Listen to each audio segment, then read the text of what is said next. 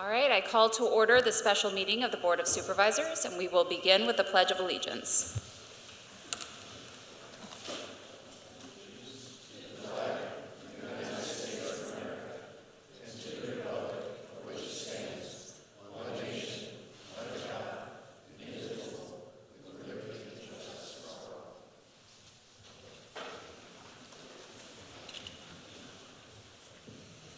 The board met in executive session prior to this meeting to discuss personnel matters.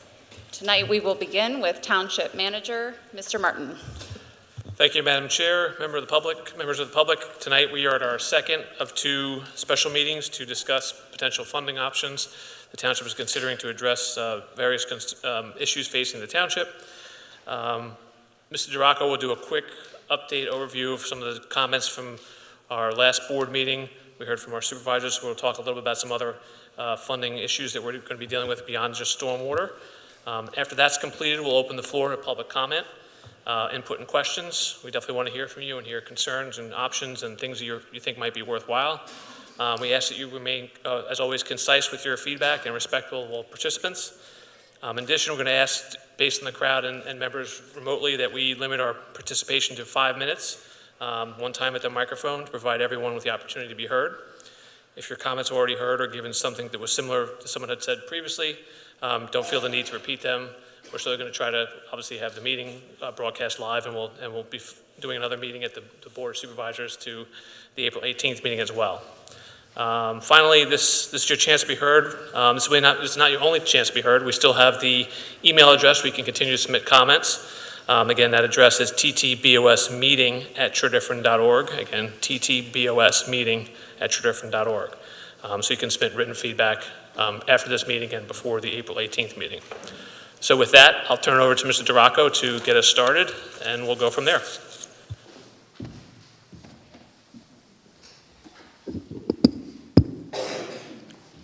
I'll just give Gene a second to get everything up.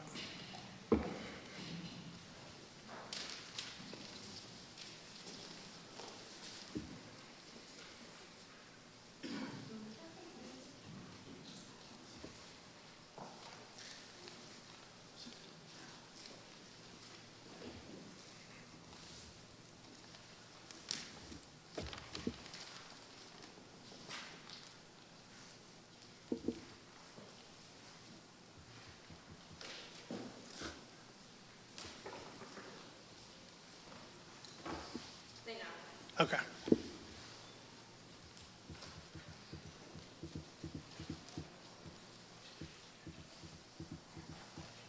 There we go.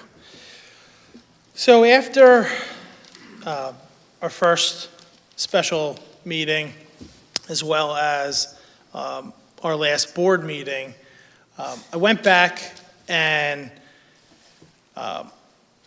looked at the comments that we received, looked at some emails, and again, board comment broadly. We have broad support for our stormwater program. Our first meeting was really focused on really our stormwater issues and the program as a whole and the costs associated with that. And so some of the information and additional feedback that we received was on potential other issues to fund our capital going forward, as well as additional fire company support. And so what I did was I went back, looked at what is in our current 5-year capital plan, what is our unfunded non-stormwater related capital, and that sits around right now it's 6.1 million. And then how do we, further support our fire companies? And so the number we have baked into this analysis is $7.5 million. Most of that obviously is going to be a potential substation for Berwyn Fire Company, but obviously we're also going to have other things, for Paoli and Radnor that we're going to consider, in the next 5 to 10 years. And so what I tried to show here tonight is, how do we fund, what's the cost to fund essentially $13.5, $13.6 million? And the way I've shown it is through straight real estate tax and what that impact would be. And so you'll see it would be, essentially almost 150% tax increase. Obviously, because we're dealing with capital here, I would most likely recommend to the board that we would issue bonds to cover some of these costs. And so I figured out for every $1 million of bonds that we issue, this impact would come down by $60 for every million. So it does have an impact, but without being nuanced and knowing exactly how much we would issue in bonds, I figured the best way to show it would be, what would it be if you simply raise the money through real estate taxes to fund those things? None of the other categories have changed. I know there's been some discussion on earned income tax and if our number's low or high, but that was our focus tonight. Again, I'm happy to answer any questions about that specific part, but I figured those are the two additional areas of funding that we received a lot of feedback on. So I'll turn things over to the chair. Thank you, Mr. Duraco. Like our first special workshop, our goal this evening is to have an open dialogue. Our overall objective is to select a funding option that limits the financial impact on our residents while trying to solve big issues. And we will be making our decision at our next board meeting on April 18th. At our last workshop, we heard a lot of support for funding a stormwater program. So I believe that that's a top priority for our board, no matter which funding mechanism we select. So tonight, we'd really like to discuss our other funding priorities and how to best address both our proposed stormwater program and these other priorities. And like the last meeting, we will adjourn at 9 p.m. When you come up, please speak directly into the microphone and state your name and address clearly. Please be courteous and respectful. As you come up, we do ask that you try to limit your comments to 5 minutes so that we can hear from everyone who wants to speak. We also ask that you try not to repeat what has already been said. And like last time, this is not the time to discuss specific stormwater issues. We're really looking to discuss other funding priorities and our strategic funding options. And because this is our last workshop after the public gets the chance to speak, board members will have the opportunity to discuss this decision as well and can feel free to jump in at any point. Okay, let's begin. Feel free to come up to the mic or raise your virtual hand and we can get started. It's always hard to be the first one up, but feel free to come on up.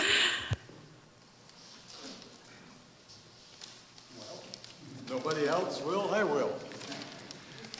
My name is Bill Ferguson. I'm a foreigner to this township. My township is actually New Garden. I feel a connection to this because we are Aqua customers, unfortunately, and we have a lot of experience with the privatization of the sewer system that I want to share with you tonight. Mara, if you want to pass these out. I'm the one who handed out this chart that the board has. And I'd like to talk about it a little bit. Your sewer system is one sweet deal. You have a very low cost, and that's not going to be maintained. If you sell the sewer system, a key question becomes, what's going to be the impact on my rates? And I will tell you from our experience in New Garden, the truth on that issue is in short supply. And that's what I'm trying to clarify with this chart. This chart lays it out plain and simple.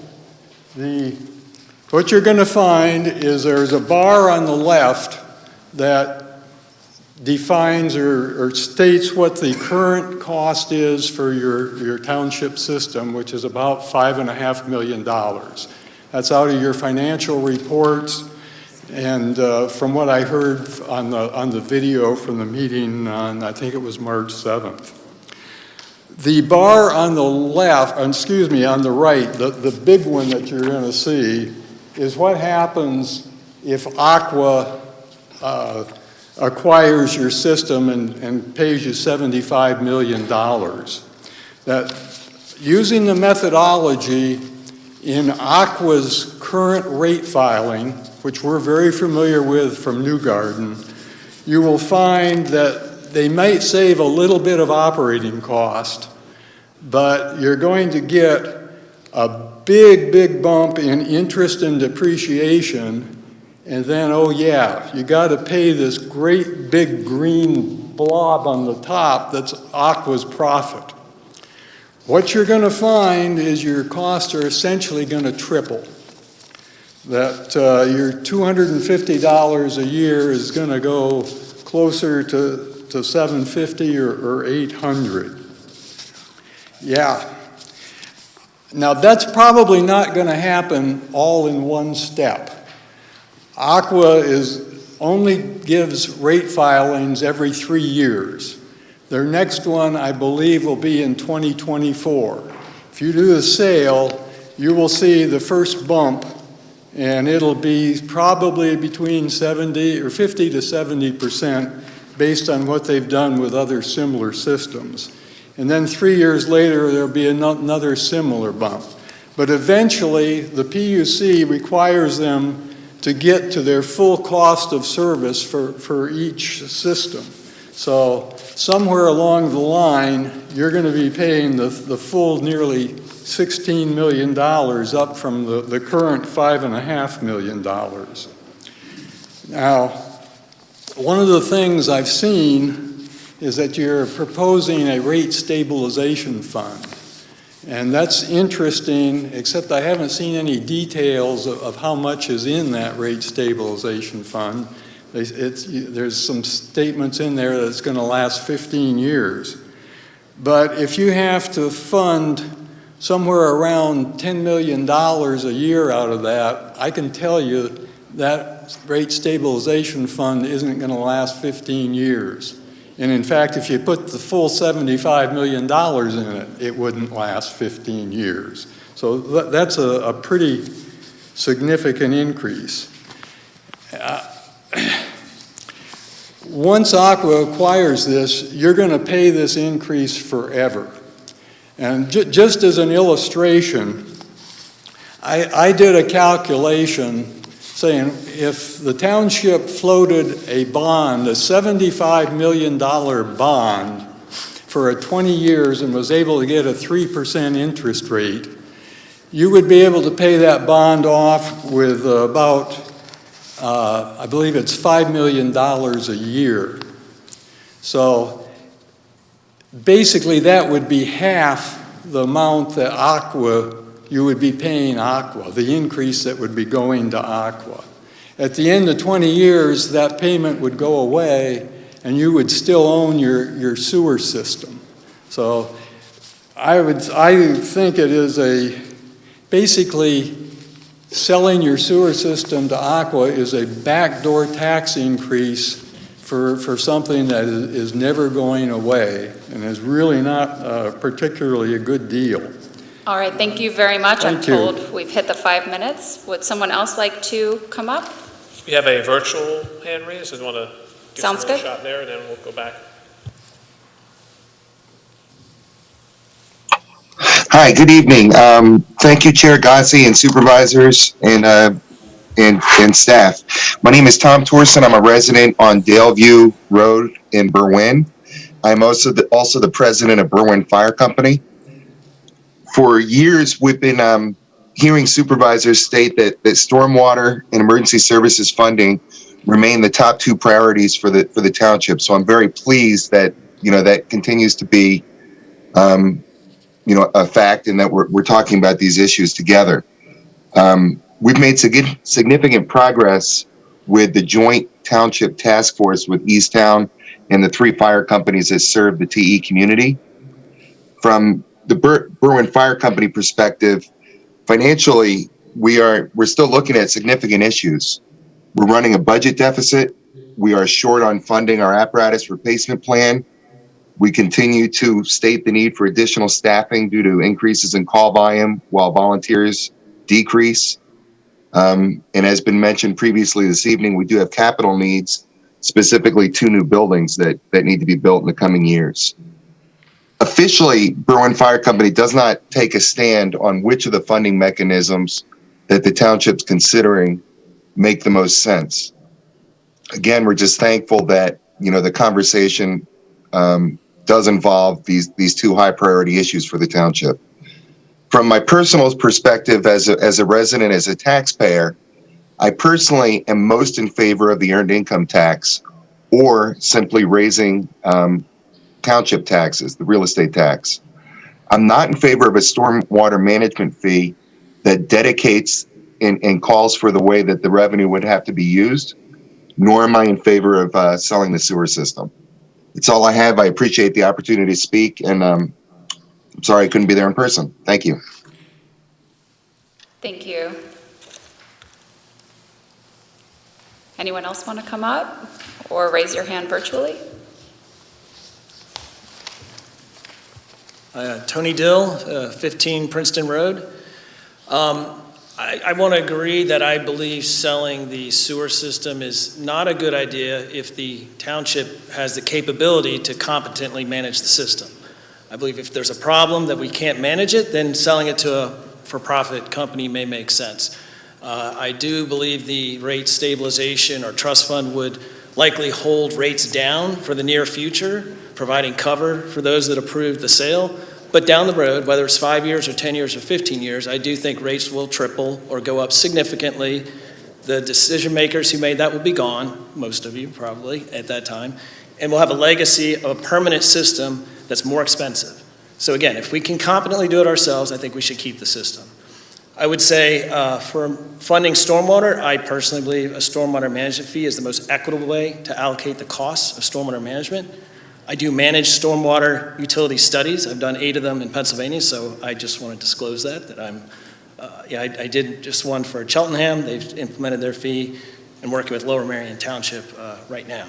But again, I think that's the most equitable way to fund stormwater costs is based on impervious area and contributions to the problem. So that's it. Thank you. Yep. Got 2 virtual? Sure.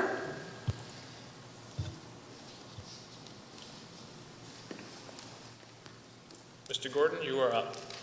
Yes, thank you. I used to live at 109 Arlington Road in Paoli, and I grew up there. My parents built that house in 1950, pre-sewer, and I remember the sewer system coming in, the sanitary sewer. I thought Tredyffrin did a great job in managing the entire sewer system. I do live in Willistown now, and they were aghast that I paid $250 per annum for my sewer bill, but coming to Willistown, it was $150, I think, a quarter. So a significant increase. They're now selling that sewer system to Aqua. I find it egregious because the cost of capital, the cost of labor, the cost of everything via the Willistown Township is significantly lower into perpetuity versus what Aqua will offer when they purchase if and when they purchase the Willistown system. So I want to commend Tredyffrin's history on what they have done to manage the sanitary sewer system in Tredyffrin. You have a long legacy of excellence. You've managed the trunk line well in what you did there. So if I may speak, I am against the sale if I were living there, because the cost will rise exponentially, because you're going to, if you were to sell it, you would sell it to a for-profit entity versus a nonprofit break-even entity for the consumers. So thank you very much. Thank you.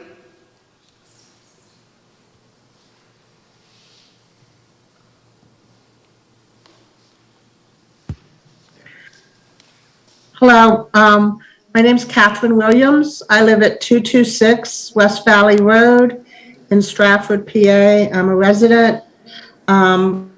I believe that the 2 matters that are being considered, the sewer system for stormwater and the fire and emergency service should be disaggregated, and that the stormwater should be considered with a service fee that would be help to cover the costs, and the fire and emergency should be looked at as a bond issue.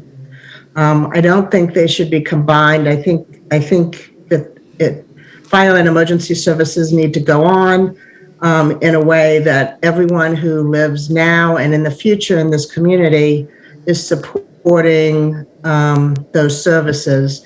And frankly, as we continue to add more and more apartment buildings that are high-rise, the strain on that service is going to grow, and we may very well need to go from a volunteer service to having a portion of our fire and emergency service be paid. So I don't think the two should be combined. I think the financial analysis on those two should be looked at very separately. And I also do not agree in selling the system to Aqua. Thank you. Thank you.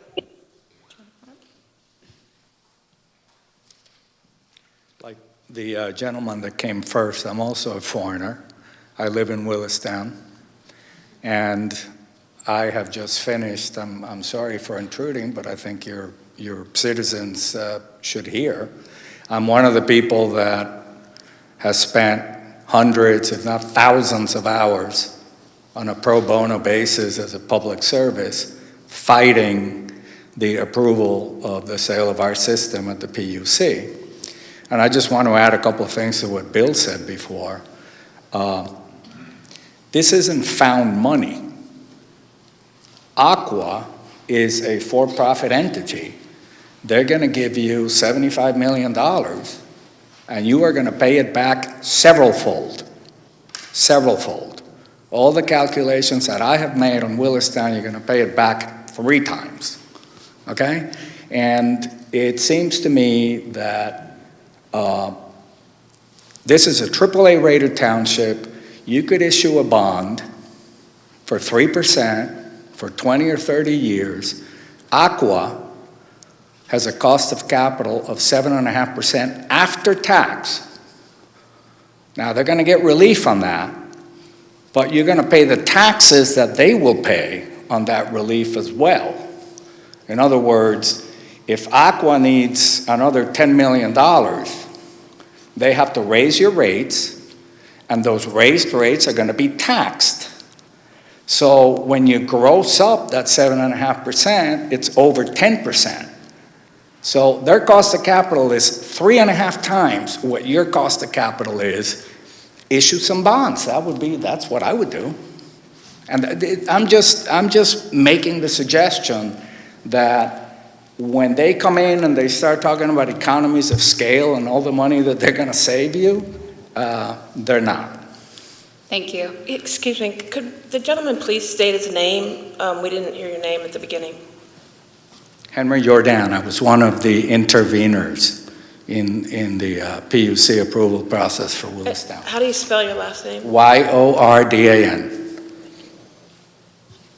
So let's, if we have Tredyffrin residents, I think we most want to hear from people in our community, and then if we have time, we can take them from people outside the community. It seems like we do have a lot of outsiders here tonight.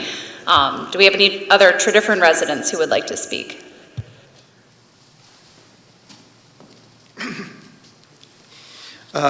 Ed Sweeney, 1235 Wembley Drive, Tredyffrin. A public regarding tax has all residents share the pain. So as far as the earned income tax, where 1/7 of the residents would not be sharing the pain, I do not think that is a public regarding tax. Also, if the median income is about $136,000, it's a $1,300 tax, for the median household. So that's possibly something that's going to be a real big bump. Additionally, the school district will get half of the money, right? So it's taking care of a problem, but yet taxing that is going to go to school district issues, which basically, not sure whether that's the sort of tax that would be the most efficient to deal with Tredyffrin Township's needs as opposed to school district. As far as the sale of the sewer system, although these residents were, people were not, who came up to the podium were not residents, they are testifying about their experience in other areas. And I think it anecdotally makes sense that Aqua is going to want to get their investment back.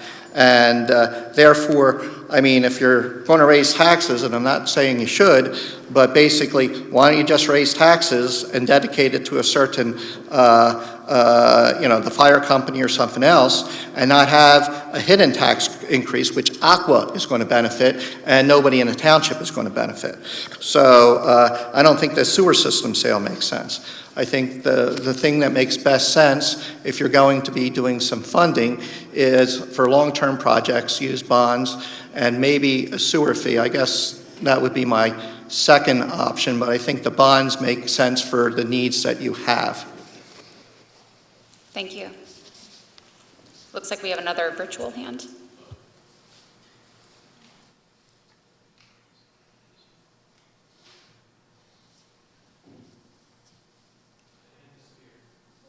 The hand disappeared, so. Oh, there we go. Mr. Are you able to hear me? Yes. Good evening. Thank you to the Board of Supervisors and the other attendees. My name is Richard Gage. I live in the quarters in Chesterbrook.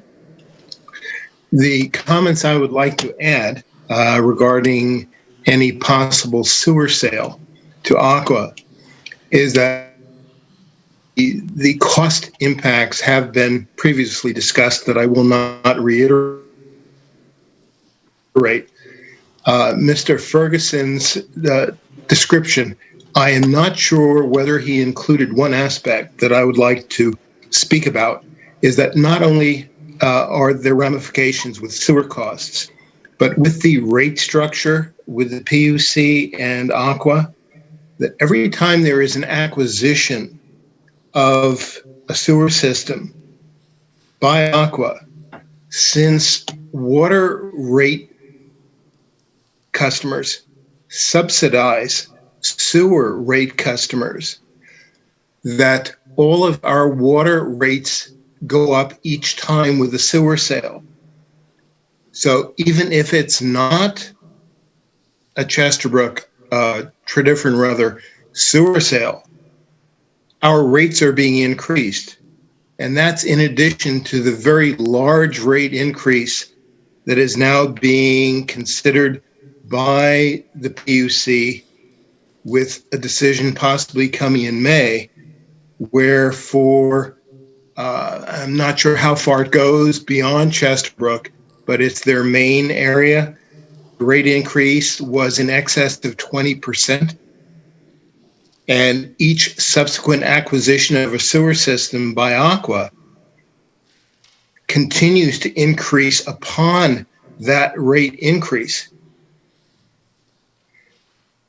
I have been an active participant in opposing the large rate increase, the Willistown sewer acquisition, the East Whiteland sewer acquisition, and I am likewise fighting a particular issue to Chesterbrook residents that Aqua continues to ignore, which is their dangerously and excessive high water pressures delivered to residents in Chesterbrook that are causing considerable damages to all of our pressure reduction valves and interior home contents when the pressure reduction valves fail.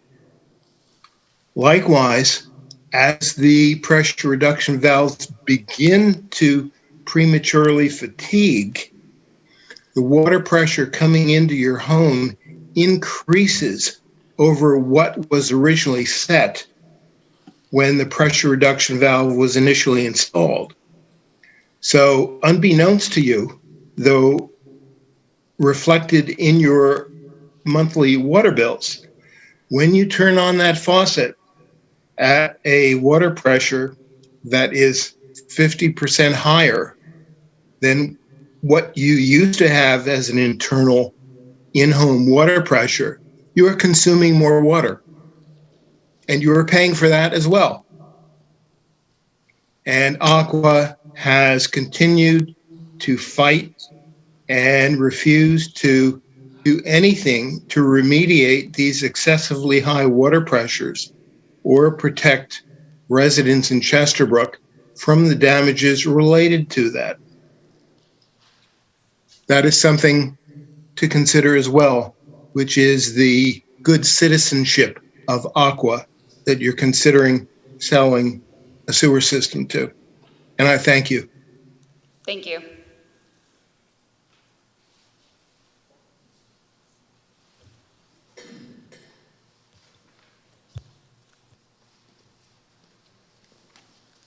Bob Atchison, 5 Elizabeth Lane in Berwyn.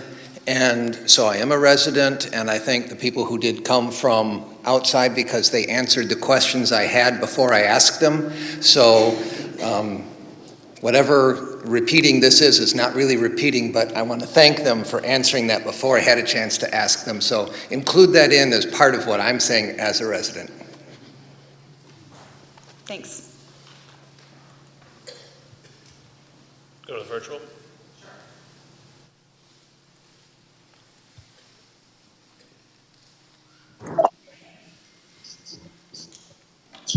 Hello? Yep. Hi, Brendan Howard, 1 Long Lane.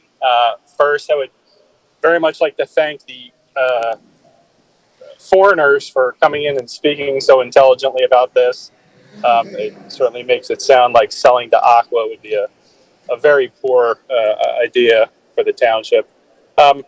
Second, and I'm very sorry if this is a way late question, but we're talking about funding here.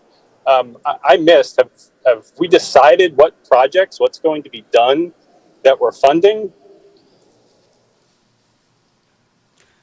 Mr. Duraco, I don't know if we want to pull up any of our previous slides. We've presented various slides, specifically our stormwater program. And then today, Mr. Duraco talked about our unfunded capital and fire EMS needs. Okay, well, and we've included specifically interested in the stormwater part of it. So these are all new projects that have never had budget line items in the past. Is that accurate? This is all new money we have to spend?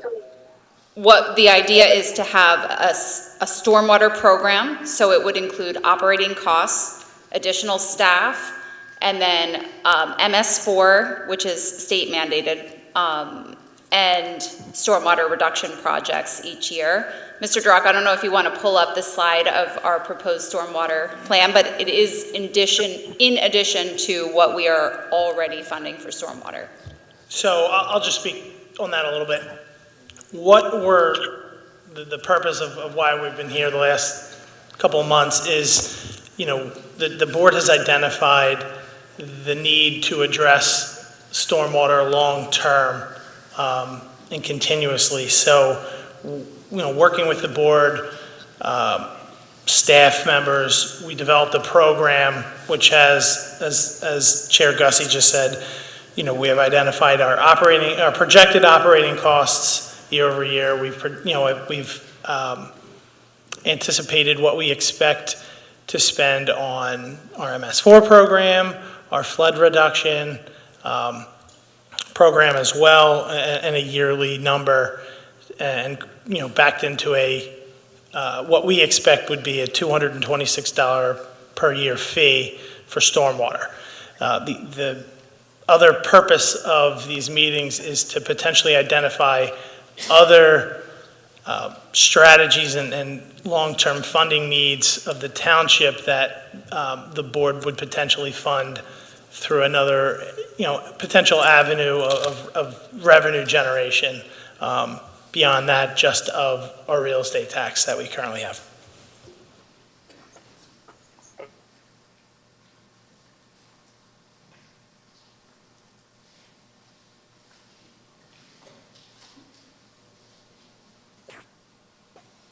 Good evening. My name is Nick Carasella. I live at 28 Stonehurst Court in Chesterbrook. And I want to echo a lot of the comments on the sewer sale. Being in finance, I've read of a lot of these, of governments selling everything from toll roads to parking meters and all. And it tends to be a very good deal for the company making the purchase and not such a great deal for the citizens that utilize those services. And again, because they're having to raise rates significantly, one, to make a profit, and two, just because they're, again, trying to recover what they put in. As far as the funding options, the income tax, definitely, with the fact that townships, my understanding is, based on where you work, is the first priority for, in a lot of cases, especially in Philadelphia and elsewhere, regardless if you work remotely or not. So, as has been pointed out, it's not going to be an equitable tax where some people are going to be paying nothing to the township, while others will be paying the full tax. While other options would add on top of that existing burden, I think that the stormwater fee would probably be one of the most fair ways to raise money for the stormwater projects, just because it would ideally be based on how much impervious surface you have that's contributing to the problem. So again, I think that's the most fair way. And then beyond that, I think a bond sale and real estate tax would, again, be the most equitable way to get as much, to get revenue from everybody rather than just burdening a smaller subset. Thank you. Would anyone else like to speak?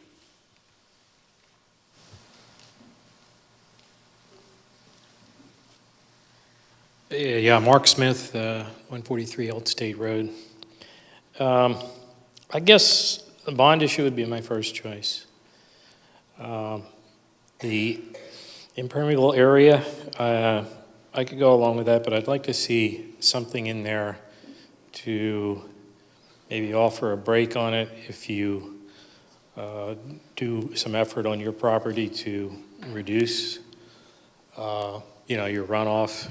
I know something other townships have considered is there are a lot of old septic systems out there that are no longer in use, where people have gone onto sewers, and if it was allowed to be permitted, some of that stormwater could be put into existing septic systems that are no longer being used, and that would help perhaps reduce some runoff.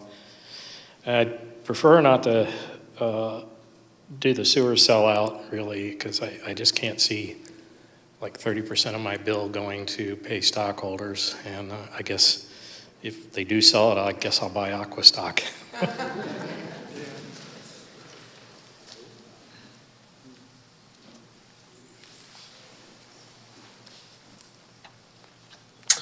Yes, good evening, everyone. Paul Eisenberg. I live in the Valley Hills section here of Paoli.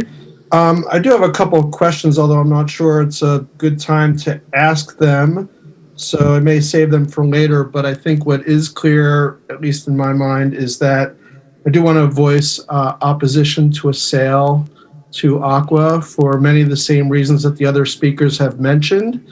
I do tend to like the stormwater fee option the most. It seems to be the most transparent, and I think I'll just leave my comment there. I do have some follow-up questions, but I'll try to ask them in another forum, I guess. Thank you.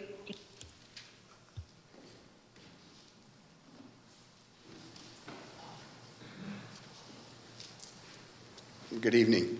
My name is Jeff Meyer. I live at 79 Old Forge Crossing in Old Forge Crossing condo community right around the corner. I've been there for about 22 years. I'm currently the president of the Homeowners Association, which comprises 509 owners within the community. And before I say anything else as it relates to stormwater management, the township may or may not be aware, but our organization in terms of stormwater management mitigation over the course of the last 8 years has spent over $1 million of our own Homeowners Association funds to mitigate stormwater management on our property. And my only question at this point, I certainly don't see a sale to Aqua working. What I do see is that the stormwater management fee for that issue and then going to bonds. But it also seems to me that you guys and Mr. DeRocco ought to know by now, if a decision is going to be made in the next couple of weeks, which of these programs provides for the least cost to the homeowners and residents of Tredyffrin Township over the next 20 years, 25 years. And it would be nice to hear from you as to what conclusions you've come to at this point based on knowing the information that you currently have. And 2 weeks away from now, you're going to make a decision. It would seem to me you probably have a pretty good idea at this point already which one provides the residents with the least cost impact to them. So that's the slide that Joe pulled up in the beginning. I don't know if you want to pull that back up and show the comparison on the projected cost to residents with the different approaches. So do you want to just kind of quickly talk through the 3 different impacts again? Sure. I'll start with earned income tax. So right now, without just going off of memory, we estimate the labor force to be about 15,700 people. I think 6,300 people is what we, based off of information that was provided to us from Keystone and Berkheimer, who collect for almost all the counties surrounding Philadelphia. We had 6,300 people paying already.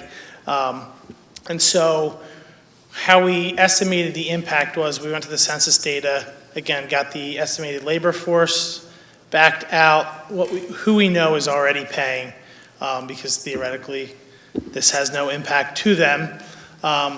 We estimated that potentially 1,000, of that 15,700 would be working in Philadelphia, who again would not be impacted because that money stays in Philadelphia, it doesn't come back. Everywhere else it does. And so we're left with 7,400 people, I think it was, give or take. Census data told us that the, median income for a household is $136,000. 1% tax would be, almost $1,400 on top of your real estate tax bill, your sewer bill of $250. Gives you an impact, total cost to residents of $2,200, which is, again, the change there, again, for those paying and not paying. So we broke that out. Stormwater management fee, again, we estimate the program to be a little over $3 million a year, operating and capital. That number doesn't necessarily include a bond issuance, but we would expect if we do implement stormwater management fee that, again, we would probably recommend as a cash flow management tool to issue certain number of bonds in the beginning of the program while we build up the cash reserve there. And so, again, we're estimating that to be $226. So given, our average tax bill right now of $595.06, $250 for a sewer bill, $226. Total cost would be just under $1,100. As I mentioned, the first thing tonight, if we simply raise taxes to pay for our capital and fire company support, it would be, essentially an $1,100 impact overall, but for every $1 million in bonds that we issue, that number will come down $60. And then with the sale of the sewer system, again, we estimate that over time, the rates will get to $1,000. And so the impact over, what we're estimating right now is $750. So hopefully that addresses. I would just add that I think we've done the best possible way of guessing what an EIT would create. We don't know what that'll be. I think it would require a study, and we've primarily looked into it, and it would be $50,000 to look into, really pay a financial firm what type of revenues would possibly come into Tredyffrin.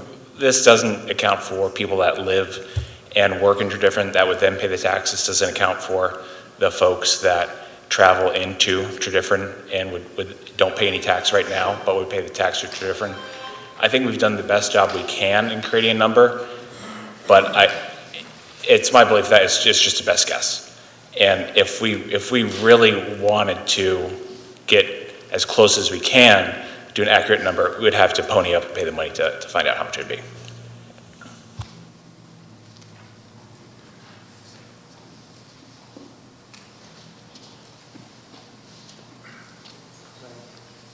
Good evening, everybody. My name is Mike Heberg. Just for those who don't know, I served on the board from 2011 to 2015, and I'm also pretty familiar with the sewer issues because I still do some stuff for the township on behalf of the sewer system. At this point, I appreciate some of the folks from outside the township who came forward with their experiences. They're 100% consistent with what we've observed in these systems, and at this point, it seems like a little bit of piling on to reiterate my lack of support for the sale of the sewer system. I think it's a bad idea. I think our residents will end up paying a lot more money. It means bottom line. There's no way around it. The Aqua has filed for a $74 per month charge across Pennsylvania in 2021. It'll probably be $80 or $90 in 2024. It'll be $100, and it's just going to keep going up. And to the extent, as one of the gentlemen who called in said, to the extent that they acquire additional systems, and they are certainly out there very active in that realm, it's going to raise the rates of those people who are currently on the system. The East Whiteland sale to Aqua will raise other sewer customers' rates by $4 per month. And as they buy Willistown, as they buy other municipalities in the region and across the state, that is going to have an impact on everybody's rates. I agree with Mr. Holt that we don't know what the financial impact would be of an earned income tax. What I do know is that there would be a lot of tax that would fall on wage earners, thousands of wage earners that live in the township and don't currently work in a municipality where they assess an earned income tax. There are people who would pay triple, quadruple, quintuple to Tredyffrin Township what they currently pay. And there would be other people who wouldn't pay a penny more.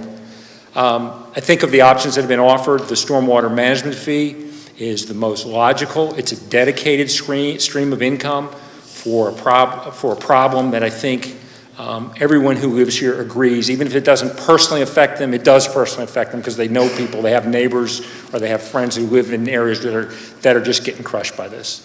And I think that a dedicated stream of money to that problem, I think it also gives people the knowledge that this money is going to be spent for that. It's not going to flow over into other needs.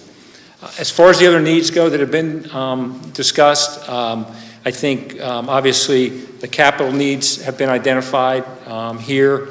I think that we do have other resources and we have a process to really deal with those kind of issues. It's called the budgetary process. The township already brings in $23 million per year in revenue. And some of that money can be used to dedicate to capital. Some of that money is already used to dedicate to fire company support. The township has $17 million of money in the bank, in reserves. That money can be used to meet the needs of capital, of the fire companies, of other growing expenses.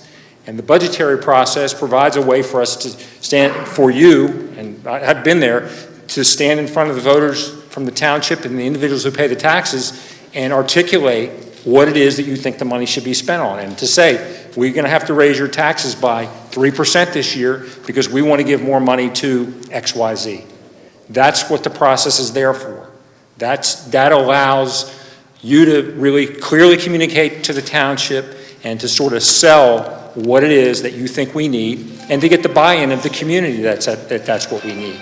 And I think that's really the way to handle this. I think that's the way to really get people involved in the process, and I commend you for doing what you've done so far, for listening to the residents and holding these sessions. But I think that the budgetary process in the future is the way to entertain the ideas that you're talking about as far as the capital needs the township has, fire company funding, and some of the other things that have been mentioned in previous meetings. So I would support the idea of a stormwater fee, along with taking a look at some of these other things further through the current revenue streams and the current reserves that the township has.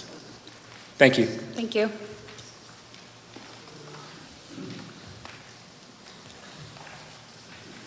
Anyone else? Can I just ask, I'm Kathy Dark and I'm over at Old Forge Crossing too. The chart that you put up every so often. Please come up close because the people at home can't hear. The chart that you keep putting up and taking down, is that available? Can you send that to us? I mean, I'm curious, the one line, okay, so the 5.8 yearly and the 3.2 yearly, is that a combination that's going to be received, or is it one or the other? Because I'm trying to get closer to the 75,000. I mean, that's a one-time payment that you're going to receive and plug it in certain places. Is it my understanding that to the left that it's 9 million coming in every year on a regular basis? It's three different options. So the left two, the EIT and then the stormwater fee, would be doing a yearly fee. So every year that money would come in, whereas the sale of the sewer system would be a one-time influx of cash. Right, I got that side of it, but the 5.8 and the 3.2. So The 5.8 is for the EIT, the earned income tax, which is a separate option than the 3.2, which is the stormwater management fee. But they would then be pulled together. It would still be 9 million on a yearly basis. They're two separate options. They're two separate plans. Theoretically, you could do both, but we're presenting them as two different options. Well, right, you're breaking things out, which I think is a good idea. So, thank you. Thank you. Virtual comment, or do you want to, one more public? Thank you for having this meeting. My name's Joe Sermarini. I live at 304 Campston Court in Springdale Village. I think you should can the idea of selling the system based on the input you're getting. And it's just like kicking the can down the road, which many of our governmental agencies are expert at doing. We might as well face up to the issues. They've been building for years. As an over 30-year resident, I feel I've gotten more than my share out of my township taxes and for my sewer fees. I think I've underpaid, in effect, for years. I think we should pay for it with a combination of bond issue and raise in township taxes to cover the ongoing costs or whatever. Some kind of mix, I think, would be good. I'm not in favor of an earned income tax, not in favor of the sale, and just thought I'd make those issues to you. Thank you. Thank you.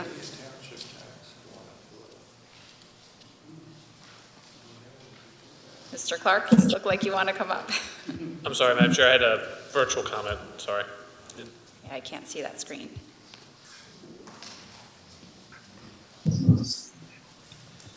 Yeah, hi, are you able to hear me? Yes. Great, my name is Peter Cordray, 57 Deepdale Road. And I think that the fact that a couple of people who are outside of our township have come to speak against the sewer sale is an indictment in and of itself of that.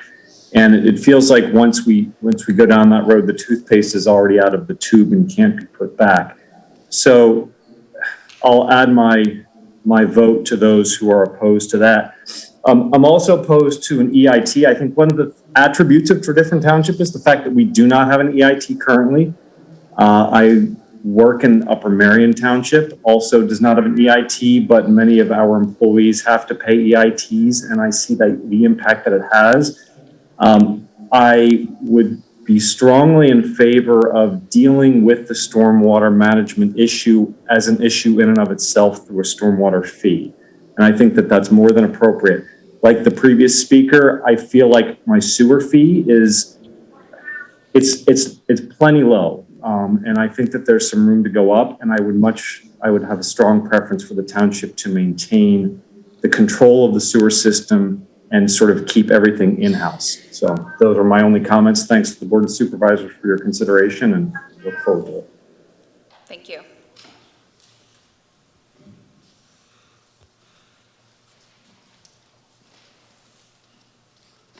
Ray Clark, 1564 Overlook Place in Malvern.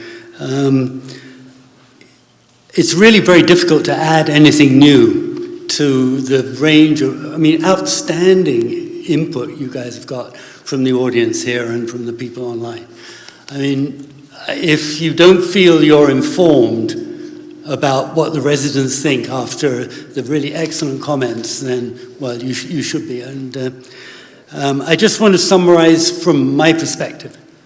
Obviously, no support for selling the sanitary sewer system from anybody we've heard. One thing I would add there is that I just don't like the idea of the township sitting on a pot of money with kind of maybe not as much control over how that gets spent. The idea of this pot of money that kind of could be doled out liberally without necessarily the kind of a solid business case. So I'm not, that's just another reason. Not a fan of an earned income tax. Really, there are certainly some benefits from it. It diversifies the revenue stream, etc. But the negatives, I think, of the complexities with the school district and the very uneven impact that it would have on some residents, I think would be a problem. So that leaves, I think, when it comes down to how do you increase the income you get from residents? Do you have a fee? Do you build it into the tax increase? Because a bond issue could be paid from either of those. The key issue is how are the residents going to pay? What will they see? Will they see a fee? Will they see more taxes? Stormwater has been ignored. Well, not so much ignored, but it hasn't really been a priority in the township for a long time. The amount of money that the Stormwater Task Force kind of developed a business case for spending a lot more money than is currently in the budget. And so that means if you were to do it via taxes, that would be a big tax increase.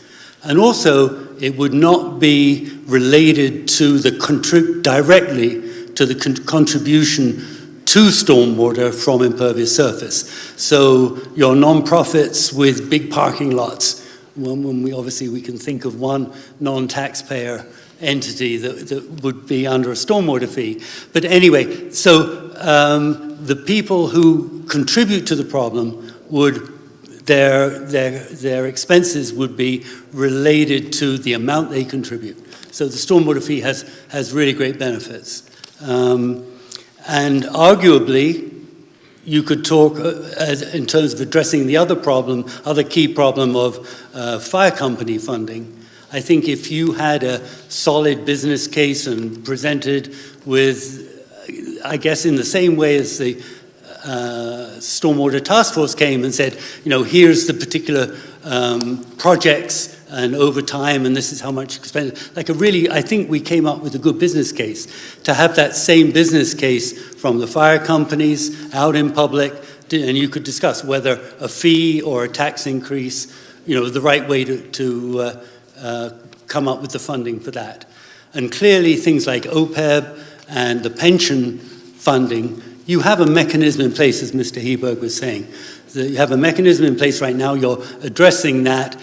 It's not clear you need to bump up those contributions, but if you did decide to, then again, come with a business case and then as part of the budgetary process. So anyway, thanks very much, and thanks to everybody who's participating in this. It's terrific. Thank you.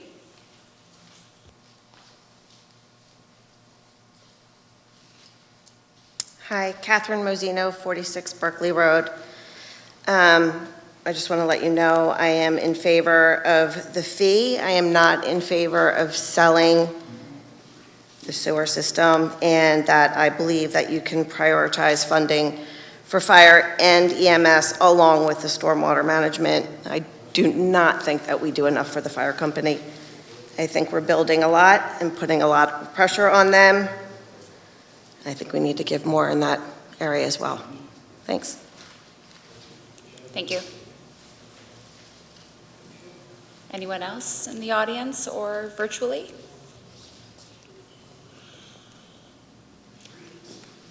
I did speak already, but I just have one question, if it's okay. Sure. Tony Dill, 15 Princeton Road. I seem to recall during a primary election there being a ballot question maybe 10 years ago about an earned income tax or a wage tax, and I seem to recall it being like rejected like 9-1 by voters. Does anybody have any recollection of that? 2007. Yep. And it was 88 to 12 was the mark of the vote. Right, so I think there's probably, you'll find, if you put that question out there again, you'd probably get a similar response, not much support for an earned income tax. So, thanks. Thank you. Would any board members like to speak if there's, feel free to come up if you're in the audience, but if we're slowing down, board members can feel free to discuss as well and ask questions. Well, Madam Chairwoman, I'll go first. I think we have another resident, please. Should I go first? David Bennett, I talked to Julie on the phone, 46 Hillside Road. I agree. I don't think anyone is, we've all said the same thing basically. We don't want an EIT. I do think that's unfair because of the demographics, and I think it would, I'm hoping to live here a long time, so I'm relatively young, and I think it would change the demographics of the township with an EIT. I think that's a positive that we don't have one. And anyway, so I think no to that. And I think no to the sale because I think it's problematic down the road. It looks great, $75 million right up front, but I don't think over time it'll be great. Like everyone else has said, I think we should get into the nuance of, I don't know, actually I have 3 questions for you guys, which I think you guys are about to talk, so I have 3 questions for you, but before I get to that, I think the fee is a very good idea. Using a tax for stormwater and for fire, and maybe they are separate, that might be good, but I guess that would be my first question is, how would you do that? How would you make it this is a question for the supervisors really, make it a tax versus a fee, and how would that be structured? And then another thought would be, there's so much development now because the schools are so great, developers want to put in new housing. Can we tax developers that are building these new structures all over the place up and down Lancaster Avenue and in Chesterbrook? Is there a way to just tax them? Because they're bringing more people, more kids going to our schools and putting pressure. So if we taxed them, that would be a way that people that are already here wouldn't be taxed, but you'd be taxing developers. So that might be legislation you guys would have to pass, I guess. And then my other 2 questions are, what about, why can this be on the ballot as a referendum? Because I'm a little worried, and actually this is my final question. Maybe you guys could talk about where you're leaning, because basically, you could all just say, EIT in 2 weeks, and we have no control over it, because we're not going to get the vote on it. I'd like to know how you're all leaning. And I guess everyone else would too, because maybe we're here, it's all moot, you've already decided. So that's my last question. Thank you. Thank you. Yeah, Madam Chairwoman, so that's, can't Just hear one it from comment, the I've already supervisors. spoken. Joe Sommerini in Springdale Village, Chesterbrook. Every other day I read in the papers where the government is passing out money in grants. Don't we qualify for grants? It comes from the federal government to the state to the localities. We do, and we get them and we work at them. It's not enough. It's what it comes for stormwater. Okay. But we are actively getting grants, going after them for sure. Good evening. Hi, my name is Pat McHugh. I'm a resident of Tredyffrin for over 10 years at 1420 Sterling Drive. Just want to echo what was already said. For instance, the gentleman who just talked about a lot of development in the township. And I think we're all for development. It improves our township, attracts people. But the question is, there's a lot of burden on the residents. It doesn't seem like it's being really equitable to the developers. And I say that because if you look at the schools, you look at the stormwater issue, you look at the ambulance issue, these are all taxes that the residents are going to have to deal with. It seems like, and I say again, I'm all for developers. It's just that they develop and they leave, and the residents have to deal with it. So I just want to just reiterate that developers may want to contribute to the township as well. I want to thank the people who did the stormwater, Mr. Clark and his crew. 63 pages, very detailed, and in there you'll see on Cassette Road, to give you a specific, residents are complaining about stormwater issue. Right across the street, right on Cassette Road, there's this huge development, huge building. It would be nice for them to contribute towards the stormwater issue as well. So I give you that as a specific example.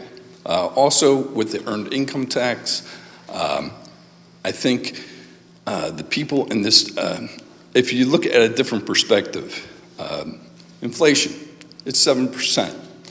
A lot of people are paying extra for gas, 7%. You add on an earned income tax to that, we're now at 8% tax. And according to the Wall Street Journal, it's not transitory. So just wanted to add that perspective as well. Last thing is, as far as the bonds, I think that is an equitable way to go when you're looking at the AAA rating of Tredyffrin. So those are a couple items I just want to reinforce. Thanks for your time. Thank you. All right. Oh, looks like we've got someone else. Yes, for last 15 years, Barbara Kerner, 636 West Valley Road. I bought my house on I moved in 4th of July, 2000. And it was quiet, I didn't have much water, because was only one house developed on the top of the hill. Then the other house came, the more water came. Then the next one came. And then when the next one was so I'm giving you example from 21 years how these things work, and it's the fault of the engineers. And when I had problem, I wrote the letter to the township, because I have the manhole, the water storm supposed to go to that, but of course it was designed that doesn't work, doesn't go there. So I had to build a lump in the neighbor's driveway, so the water actually goes. And I keep writing the letter, I keep calling, and nobody takes much, nobody say anything much about it. That is my responsibility. So when the last house was being built, I called Township, and I said, I oppose this, because I'm going to have more water. No, our engineers know that will be perfectly designed, no problem. My house, I had to build a big mound in front of my house, so the water, my basement is filling with the water, and I didn't have this water, and it's fault of the engineers of Tredyffrin Township that they allow to build and build and build more. And I'm the best example that was disregard for what I was trying to get from Tredyffrin Township, and nobody pays attention. One more house, one more house, one more house, and one more house. How many more houses you planning to build on Danaker Road? On the top of the hill, I'll get more water. So why don't engineers just come to the place as a group with Tredyffrin Township supervisor and decide and talk to the neighbors how is their water problem, and stop developing in the area where there's already drowning, okay? It's disaster. My house is disaster, mount after mount. And I wrote the letter, I tried to make them to come with the last development, and developer should have come and look at my property and see how to manage the water. They dig the holes like this, they put the pipe in, and it comes like I have video actually. If anybody's interested, I can put on the stick, and bring to Tredyffrin Township so you can watch my house is at the island in the river, and it's the fault of the engineers and should never be built right on the top of the hill. That's it. Thank you. Thank you. Mr. Freed, it seemed like you were going to talk. Yeah, hi. So I'm gonna just, there was a question about, what the board members think, and obviously we're all gonna have different opinions, but I'm sort of jumping in here, and I feel a little bad because I'm probably gonna repeat a lot of the same things that everyone else has been repeating tonight. And I think I said this at the very, when I spoke at the last meeting. The EIT, that's an easy one. For me, it's a non-starter. I think we included it because we wanted to put in the options, even options that a lot of us thought were bad options, to at least consider. But for me, that's an easy one, and I don't think that's going to, frankly, I don't think that's going to get much traction. The sale of the sewer system, and I've been pretty vocal about this. I understand the attraction of it, but I think it goes for me to the very issue that was being talked about tonight, and I think this was raised a couple times. For me, the question is what ultimately is going to be best, most economical, provide the most benefit for the residents. And yes, we can do a rate stabilization fund, and maybe it'll last 15 years, maybe it won't, but eventually that runs out. And yes, I won't be on the board at that point. I will not be on the board at that point, Mr. Hebert.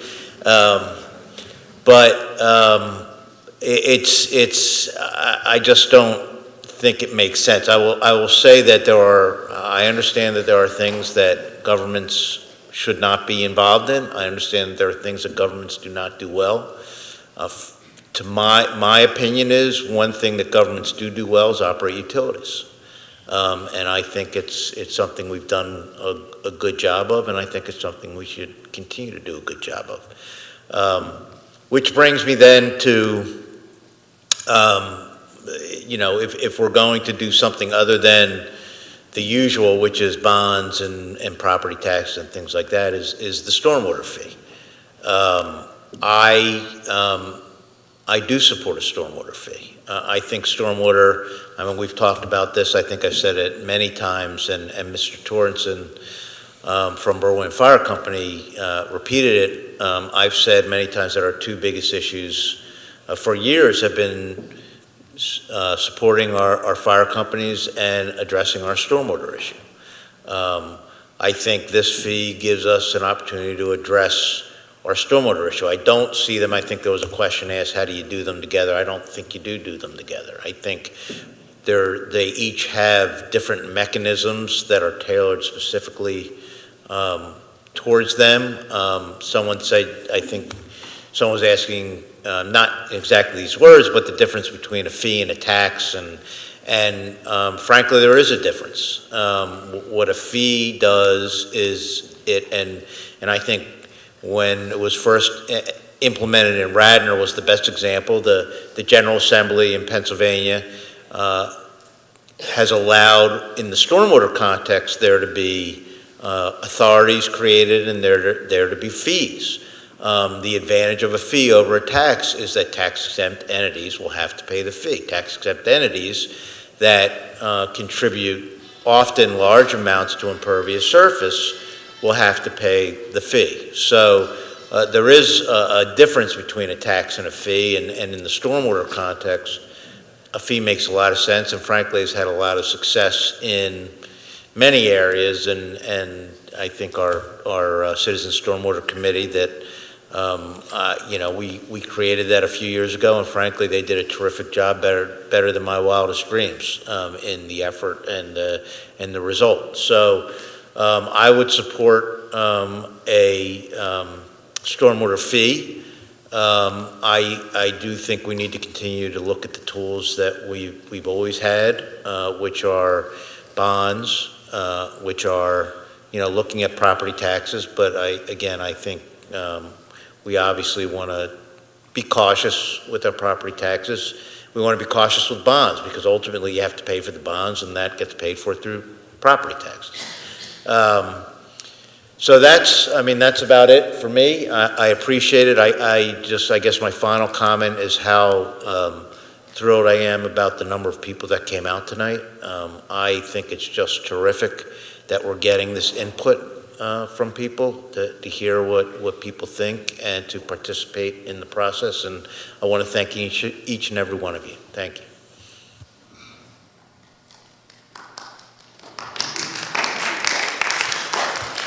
That's a first for me here. Thank you. I'm happy to go next if that's what we're doing. I also want to echo the amount of input we've gotten from everybody here. I really appreciate all the input, both the prior meeting, this meeting, all the emails. It's really great to see the community participating. We had two objectives for these meetings. One was to understand the priorities for where we should be spending money. What should we be doing that we're not doing today as well as we should be? And then talk about how we should pay for those things. We've heard two things that we need to do better in the township, very loud and very clear. One is stormwater. That comes from Ray and Ann and the Stormwater Task Force and all the residents who have spoken, and that woman who was just here a few minutes ago. All those people are talking to us about the fact that we need to focus on improving the stormwater situation in the township. The other thing we've heard loud and clear, and I appreciate the fire companies in the first row, is fire company funding. We've heard that over and over again for people. And then we've heard business as usual stuff, which we can continue to pay for through the normal budgeting process. In terms of how I think we should pay for them and what I've heard, I think a stormwater fee makes a ton of sense as a way to pay for stormwater. It's focused specifically on impervious surface, which causes the stormwater problems we have in the township. You can charge people who generate stormwater or have impervious surface more. When people do things to improve the situation on their properties, you can charge them less, so you can actually use a little bit of carrot and stick to get the behaviors you want in the township to make the situation better for everyone in the township. We're not going to, quote, solve the stormwater problem. That's not going to happen, but we can certainly make it a lot better. For the fire company, I think I heard bonds. We'd borrow the money and pay for it that way. We could talk about other funding mechanisms later, but that seems like, at least in the short term, the way to fund that. To talk for a minute about the other options, we tried to put a pretty complete suite of funding options on the table just to get conversation going. Obviously, EIT is one that I would not support. Somebody quoted the election that we had a while ago that had no legs at all. I've heard a lot of people talk about it. I think that one of the things we need to do is focus on making sure we fill up the office buildings in our township. That's part of our tax base. There's all these office buildings. And charging EIT is one way to make our township a little bit less desirable as a place to put a business. So I would be very opposed to anything that made us less desirable to put a business here. And then selling the sewer system, I think the example that I appreciate you, the quote, the foreigners coming. I appreciate you guys coming because you have experience in this. We've actually seen it, for real. But that's one, somebody said you can borrow $75 million at 3%. It costs, for 20 years, it costs $5.7 million. Versus the $10 million it's going to cost our residents. So it's just a math answer. It just doesn't make sense. It's not an economically good choice. I'm a business guy. We know that Aqua wants to make money. They're in the business to make money. So if they're going to profit from this, obviously we're paying that profit. So it just doesn't make sense to me. So anyway, someone asked where we stand. That's where I stand today, and we'll listen more. But that would be my view.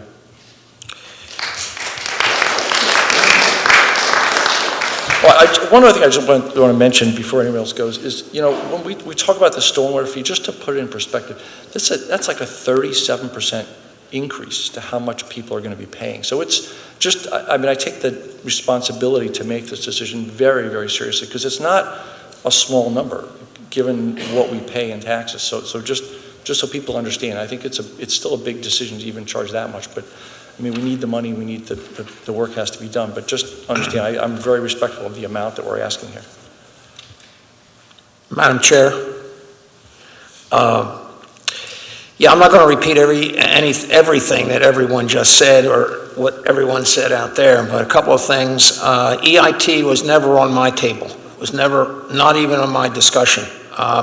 In my sphere of discussion, it was discussed. We thought as Supervisor Miller said, we had a suite of choices. That was one of them because we felt that we had to put it out there to folks, and it was never on my table. As far as the sale of the sanitary sewer system, I thought about it long and hard. I thought that we could perhaps do a rate stabilization mechanism that might work over the years if you throw enough money into it. And then I started really thinking about it before tonight, and then tonight I heard you folks. I heard, and I'm extrapolating, because most of the time in these audiences, frequently you hear the loudest voice. I didn't hear the loudest voice tonight. I heard reasoned voices. I heard voices that brought reality. And I started thinking myself, and started trying to think what it would be like as I was getting a rate stabilization payment, and my rates were still going up exponentially, and things weren't happening the way that I thought they would happen. On the flip side of that, by the way, I was thinking, wow, this went into paying off all these pension obligations that we have. Clean them right up, one. Would significant monies for the fire companies. No worries, no nothing going forward. Finished. Paying off prior bonds. Oh, and last but not least, having a pot of money for stormwater now. Building out, doing the capital, and perhaps later, if we needed an ongoing stormwater fee at a much lower rate, establishing that. And oh, by the way, having capital reserves. So I was all of this was going around in my mind. And it was before this, and I think that was the idea of us bringing all of these things up and having our special meetings and talking about them, though briefly, in a couple of our regular meetings. But tonight I came to the conclusion that, it's going to be all about the profit motive with Aqua. We're going to have to, rather than concerning ourselves with the Aqua uncertainty, well, we've managed very well in the past, and most recently under this board. We've done a hell of a job managing financially, setting aside reserves to help with the Berwyn Fire Company new building, the total renovation of the current firehouse, helping Paoli with the ALS facility, and looking forward to continuing to work with our fire companies, and we've done that. So I'm thinking to myself, it would be nice. It would be nice to, if we could have done it in a stabilized way that worked for our residents long-term with comfort and certainty. There's no certainty. There's no certainty in anything, basically. And so I've come to the conclusion that a stormwater fee is the way to go. I knew that Ray Clark would win me over eventually, and he has. No, it's a great idea. They did a heck of a job. I was thinking about that too. I said, my God, we have all the work of the task force. They put blood, sweat, and tears into this thing. And we can work with them. We can use that. We can have our consultants. We can have this fee. And I was also thinking, okay, we're still going to have to, that's our stormwater. That stormwater will be taken care of through that mechanism.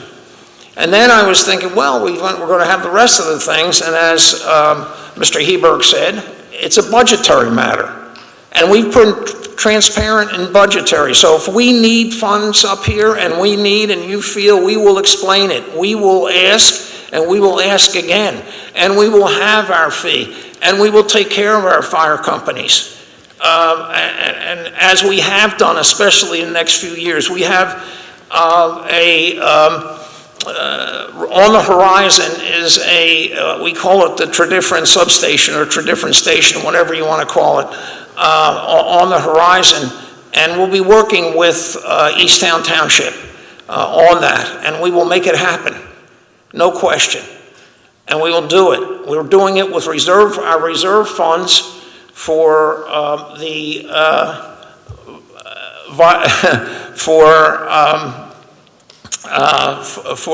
Berwyn firehouse or the total renovation. So the bottom line is I think we can do it budgetarily. I think we've issued bonds. We issued bonds in late 2019, and I believe it was the first issuance of bonds that were actually used for capital projects in a long, long time. So we know how to issue bonds, and we will do that, and we will do the right thing.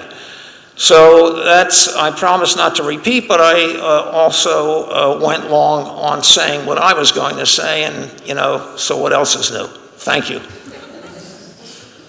I'll try to be quick. Sewer system, I like the public management of public utilities.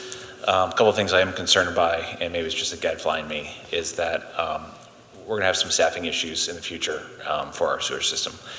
People like Darren and others don't really exist much anymore. It's going to be a challenge. Maybe we can overcome it.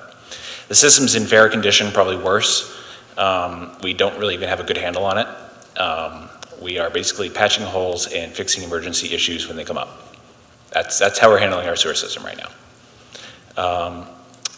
We need to take into account we don't own treatment plants, so we could be subject to rate increases by others that own those treatment plants regardless. I was glad to hear a lot of people here in the room recognize that they're getting a darn good deal on their sewer fee and get ready for those fees to go up. EIT, I'm not going to get any cheers in the room on this one, but I wanted to give us some consideration on it, and I am a little disappointed that we didn't delve deeper into the actual numbers of what we could receive here.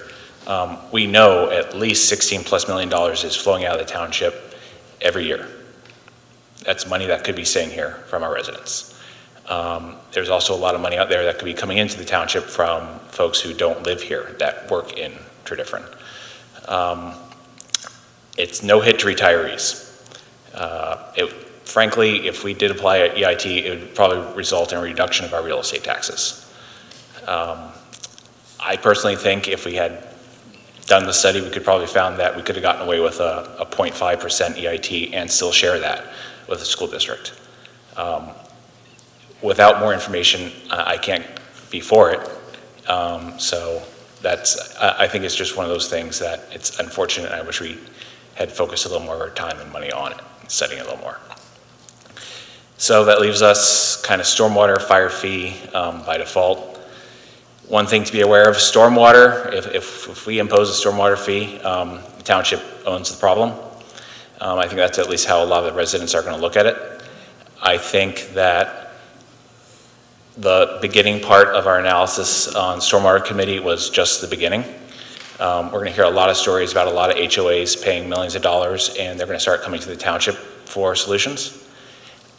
So we just have to be aware that once we go down this road, costs and fees will go up every single year. It's a new bureaucracy. Now, it's going to be a small bureaucracy. We're a township, but we are creating something new in a township level, and that tendency has to grow. So let's just put that on the table.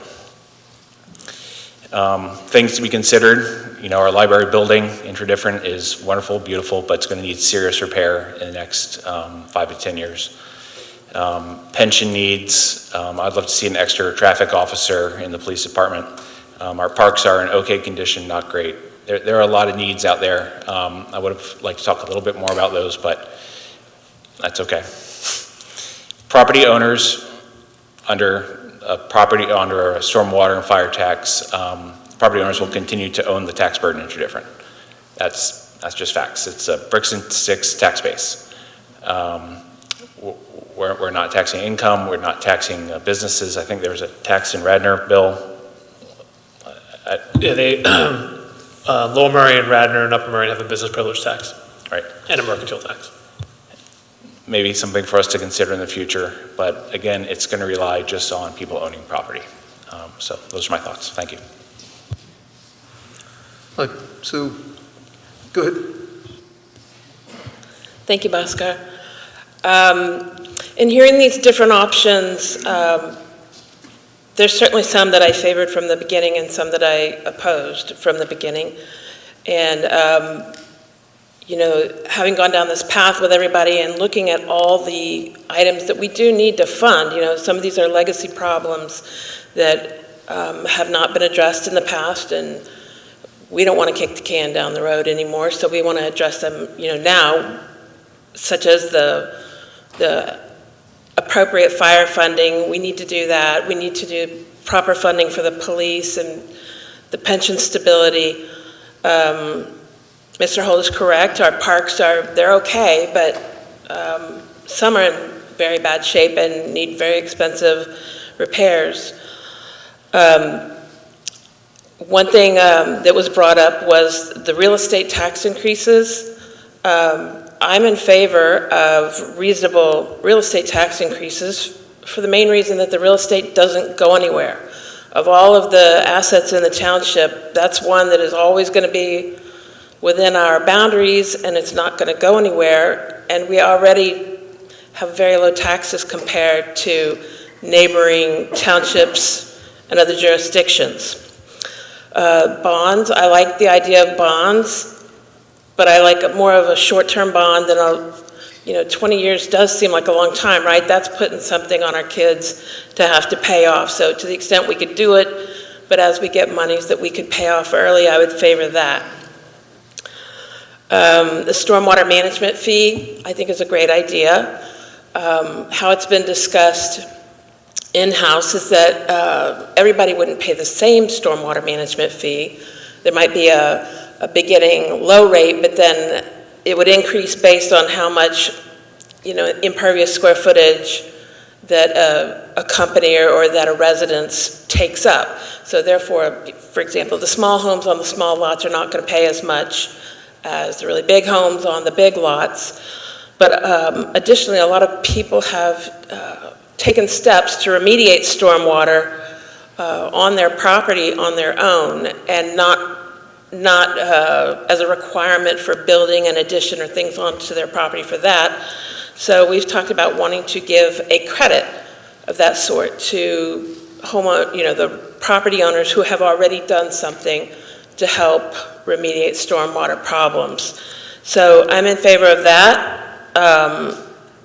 If somebody were to say we need a specific fee for a fire company, I know I personally would favor that. I don't know how a lot of other people feel on it, but I've always donated to Berwyn Fire Company, so that's an amount I'm already paying and that I wouldn't miss, and it's for a very good cause.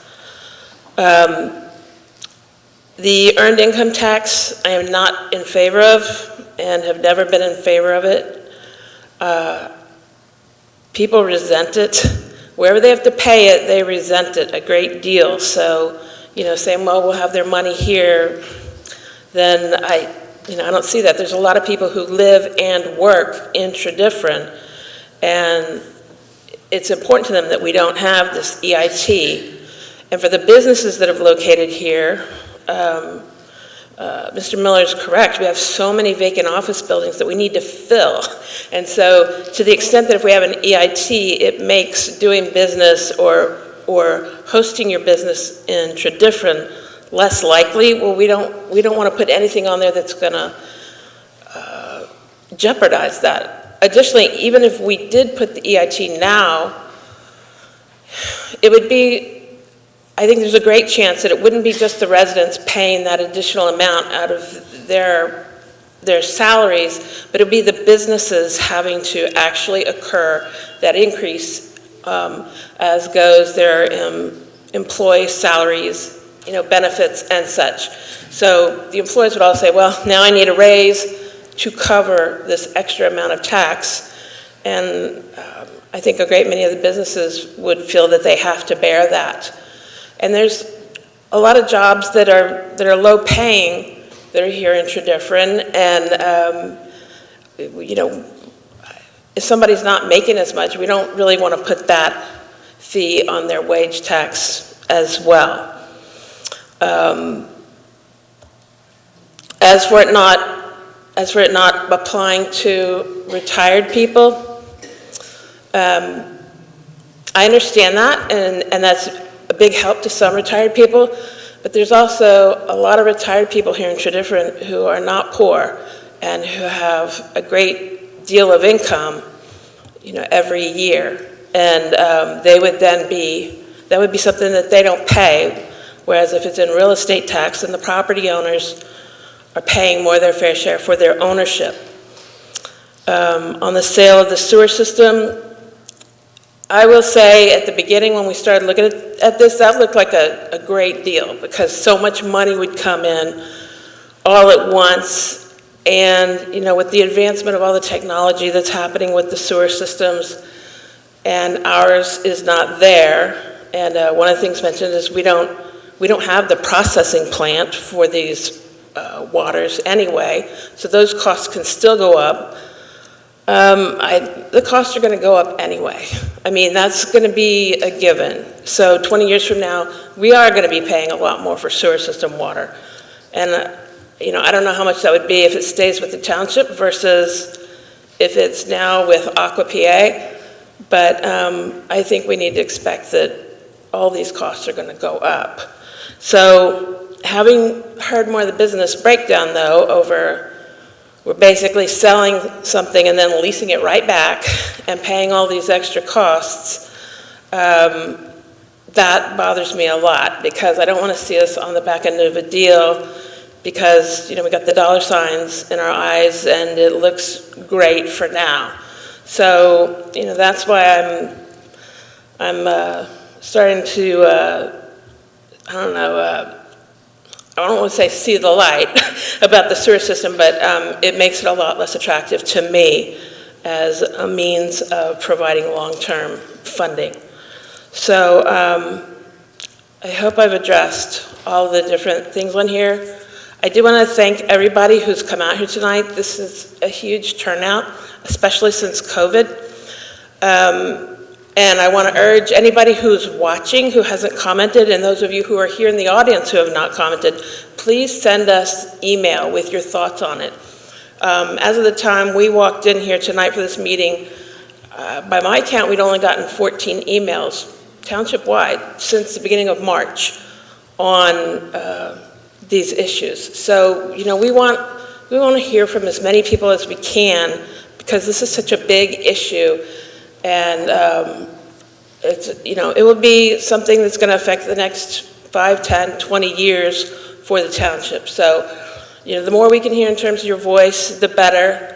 I have read all of the emails that were sent in, and I definitely saw some different perspective I hadn't considered before. So I want to thank you for that because that's why we want it, because it opens our eyes to look at things a little bit differently if we hadn't thought about it before. So thank you very much.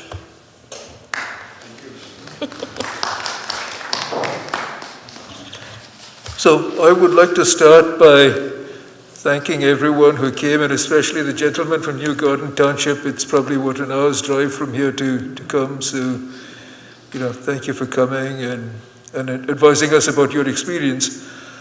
I actually came into this process trying to make sure that my mind is open, because ultimately, government works, democracy works with an active and engaged citizenry. And so I basically came in here with the idea of trying to make sure that I had an open mind to listen to all the comments, both at this meeting as well as prior meetings, as well as by email. So I want to thank everyone that gave that input. I will get to my opinion in a moment, I promise, and I will be brief. I want to say, I've lived in this township for 24 years, the same house. And when I moved here, we did not really have stormwater issues where people had to be evacuated from the second floors of their houses by the fire department. And we have those kinds of issues now as a result of not doing good management of our township. And plus at the same time, of course, that problem being compounded by the intense storms that we've been having lately. So I do see stormwater as being a big problem with the township. I will say this about bonds. I see bonds as a way of managing cash flow. Okay, bonds are not they're not a way to print money. I wish we could print money, but we can't do that. So ultimately, the bondholders have to be paid off, and we, as the residents, are the ones who are going to be paying it off. So it's a way of managing cash flow. And again, if you do put out bonds, you need to have projects ready for those bonds, because you can't just issue bonds and then have the money sitting around in your bank account waiting for the projects to start. So everything has an issue. There's no such thing as a silver bullet which is going to solve everything. Similarly, with stormwater, I do see the issues and the concerns that you've raised, but one of the other things to remember is that processing sewage is actually increasingly a technical problem. With the increases in population, we need to have more technology involved in processing sewage. And I realize that we don't do it ourselves, but the people downstream are going to have to process it, and they're going to pass those costs on to us. And they're going to need, people with to establish, career paths for the technologists that they hire and so on, and those costs are going to come to us eventually. So again, there is no clear-cut answer on that. And I will say that from the fire company point of view, when I came here, I thought the volunteer fire company system that we have is rather strange, where we have non-profit fire companies, but they're essentially competing in some sense for areas of the township that are going to get assigned to them. And I'd never been in a situation like that before, and that felt kind of awkward to me. I've gotten used to it, but it still, feels like driving on the wrong side of the road. So I came here with an open mind. I've heard you loud and clear. You do not want the sewer system to be sold. Okay? So thank you. I will not be supporting that. I've also heard you loud and clear, and this was a little bit less loud, but I also heard you that right now you're not ready for an EIT. So at this point, I don't plan to support that. I do see the need for some funding to manage the capital projects and expenses of stormwater. And in fact, I've talked off and on with Ray Clark about this, and thank you for to the Stormwater Task Force. So I am in favor of, finding some way to implement a fee. And again, the devil is always in the details, right? Like, how do you calculate what each property owes? How do you give credit for things that they've already put in place? How do you credit for, people that have put in a whole bunch of large trees? Well, you don't suddenly put in large trees, but you put in trees and they grow. So those details have to be worked out. And I think, we will need your input as we go through working the details out for that. But I will be supporting that. And again, there's a lot of details there. Fire company, I think that's an issue that we need to resolve with East Town. We do need to figure out what a long-term solution is. Do we continue with what we have and find ways to make it work better? I think at the professional level, the fire companies work great. We've seen some fantastic rescues and other service by the fire companies working together. But it doesn't feel right to have them sort of competing for which part of town gets assigned to what fire company. So there is something that I'm going to be thinking about in in the long term. And I think that's about all. I said I'd keep it brief, so I think I'll stop now with, again, thank you very much. Thank you. So I feel like I'm just going to be making a lot of the same points that my fellow supervisors have made. Like Basker, I came into this process fully open-minded and really wanting public input, so thank you for coming. I mentioned at the last board meeting that I think a stormwater fee is the most clear way to address our stormwater needs. But as I mentioned at that time, I do think we really need to be thinking about our fire emergency medical services. And I want people to understand that those costs are increasing. This could mean increased property taxes. This could mean bonds, which would mean increased property taxes. Or it could mean a dedicated fire tax down the road, and that's something that we would likely work with Easttown to do the grunt work and establish in the future if we were to do it. In terms of the sewer sale, I've definitely heard the audience tonight that no one supports that. I do think there are benefits to it, and I agree with some of the points that were made by Supervisors Holt, Humble, and Basker tonight about that. So I think we do want to keep in mind that those costs will be increasing for us as well. And I'll just end by saying I'm really appreciative of this public participation, and we do still have 2 weeks before we make our decisions, so please continue to send us emails. We have not decided yet. We've shared kind of where we're leaning and feeling tonight, but please continue to participate. And we do have a few more minutes if others did not get the chance to come up or want to speak kind of after hearing us. We have time for a couple of questions. There's a virtual, oh, it was, sorry. Okay. And is April 18th an open meeting? April 18th is our regular Board of Supervisors meeting. Those are public and virtual as well, hybrid, and on YouTube and on TTTV, all the ways. Yes. Please come up if you're going to ask, just because the people at home can't hear. Hi, Kathy Durkin over at Old Forge Crossing. I was just curious how much we are getting the state involved in some of the problems. I mean, I noticed Valley Forge Road is one of the roads where the water is flowing down. The gutter systems, whenever you look there, they're covered up. I mean, I've called and asked if we can call and ask them to come, you know, if we can get somebody out there to clear the leaves, rake them out. I mean, I'm sometimes willing to do it myself. But it seems like the township, the answer is you need to call the state. So I'm just wondering how many conversations you have with PennDOT, because I know they are local. But are we do have holding them many, and we are accountable? working with our state representative regularly. I had a meeting this morning. Was that this morning? Yes, it was. So we have a monthly meeting where we talk about our issues. We had a dedicated request to them, to our state senator, our state representative Schusterman, for 3 specific PennDOT requests. One of them PennDOT followed up on, and we're kind of working through the others still. But we are regularly doing what we can to kind of push those points.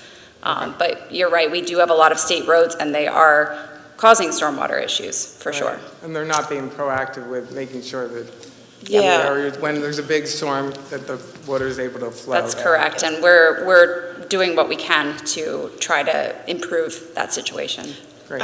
I can tell you, I've also personally cleaned off some of those, you Right? know, those 'Cause culverts we know on- where they are. Yeah, on North Valley right Forge there. Road, and I've gotten some other residents involved in helping with that. I did call our state rep, Melissa Schusterman, in October for help, you know, with that area and for Sweetsford Road as it runs from North Valley Forge Road up to Lancaster Avenue and Paoli. Right. And at that time, it didn't seem too promising because they were still, PennDOT was so busy with everything caused by the storms.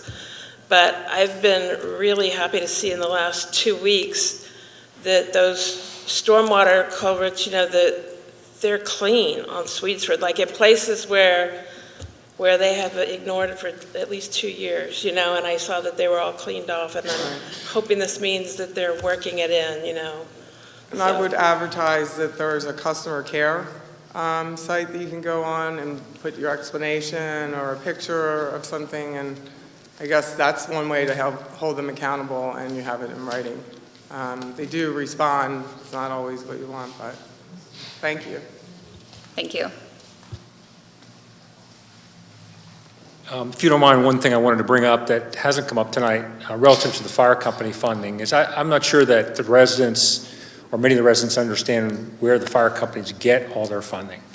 A significant amount of it comes from taxpayer dollars, but it's not equal, but also a significant amount comes from voluntary contributions from residents of the township. So to the extent we want to make sure that the fire companies get the funding they need, it can either fall on all the residents through tax increases, or we could also temper that if people who are able to make contributions, who have the resources to make contributions, will make voluntary contributions to the fire companies.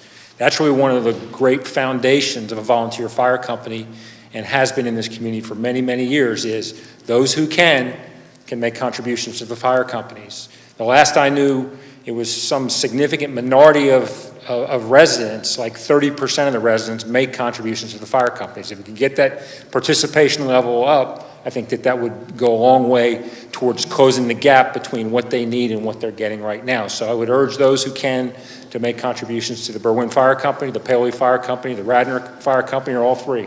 So thank you. Mr. Hebert, are you willing to pass the plate tonight so that you can make your collection? So, well, one of the things that actually is kind of interesting about the fire companies is that, whether or not you pay for them, if you have a fire, they show up, and and they will put out the fire. They don't at that time say, "Where's your credit card?" So that's so I think that people have this thing: if I'm not going to have a fire, I don't need to worry about the fire companies. They're always going to be there. They don't necessarily think about it. And it's the same thing with the with the ambulance, where until you actually have that heart attack and need to be dragged off to Paoli Hospital, they don't necessarily think about the fact that they need these emergency services.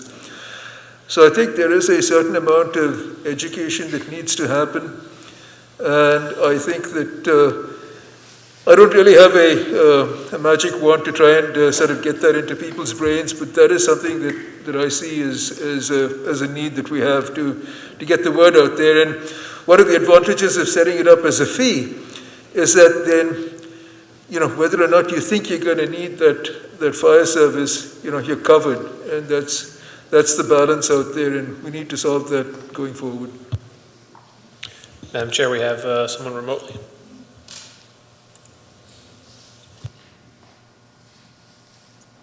Yes, good evening. Hey, it's Paul Eisenberg, 236 Orchard Road in Paoli again.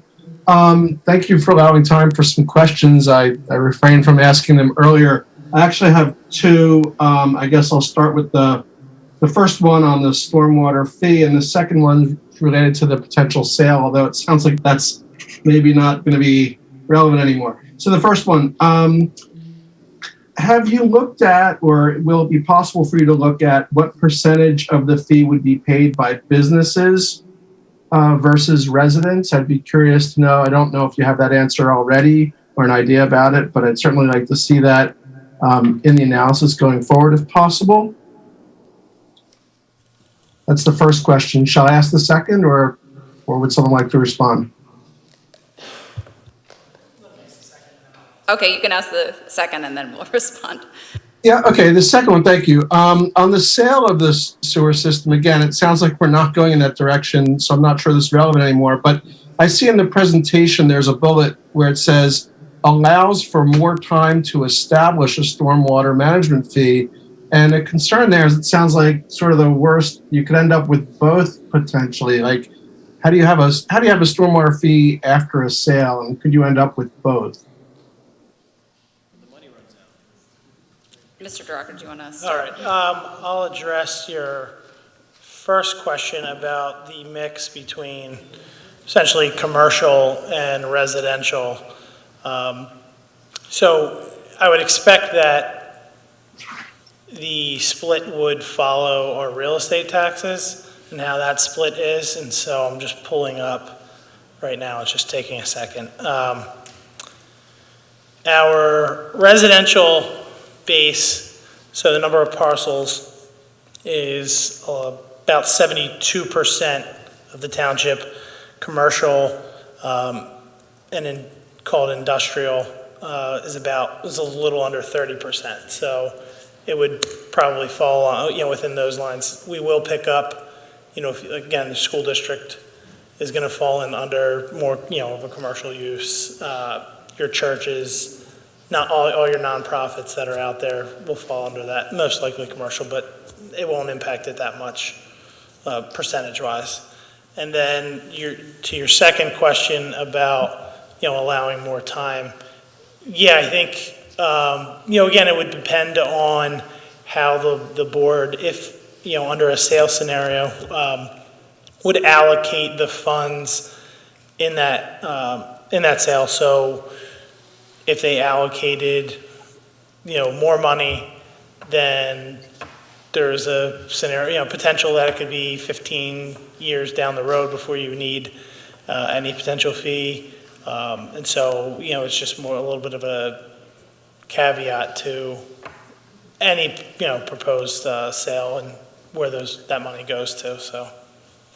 May I just ask a very quick follow-up on the first question? You mentioned the school district, and so it sounds like the school district would have to be a fee payer, or could they possibly be exempted since the township funds the school or the residents fund the school already anyway? Under the program that we've discussed and what we've explored through other municipalities is that to make this as equitable as possible, the school districts in other municipalities pay, and so staff would recommend keeping that the same. I think, again, I guess to the uniformity issue, Mr. Rocco, I don't mean to interrupt, but so in Radnor has the fee, all nonprofits, everyone pays the fee. You can't select targeted groups that you want to exempt from the fee. And that's something you have to consider as you move forward. So the school district pays it in Radnor. Thank you.